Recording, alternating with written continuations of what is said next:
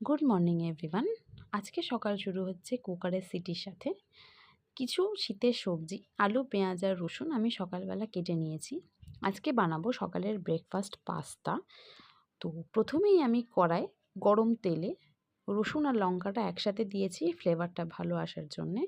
আর তারপর সমস্ত সবজি তেলের ওপর একটু ভেজে নিয়ে আমি একসাথে সব সেদ্ধ করতে দিয়ে দেব। সবজি সেদ্ধ হয়ে গেলে দিয়ে দেব সেদ্ধ করে রাখা পাস্তাটা। আর পাস্তাটা সমস্ত সবজির সাথে একটুখানি নেড়ে নেব। নেড়ে নিয়ে এখানে স্বাদ মতো নুন আর দিয়ে দেব পাস্তা মশলা আর ম্যাজিক মশলা।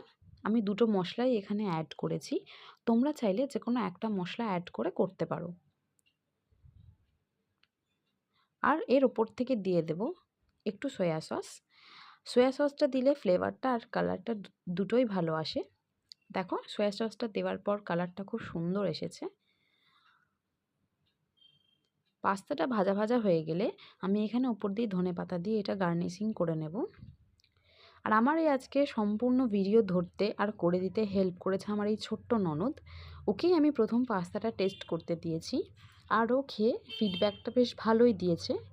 তোমরাও চাইলে এইভাবে একদিন পাস্তা ট্রাই করে দেখতে পারো। Thank you.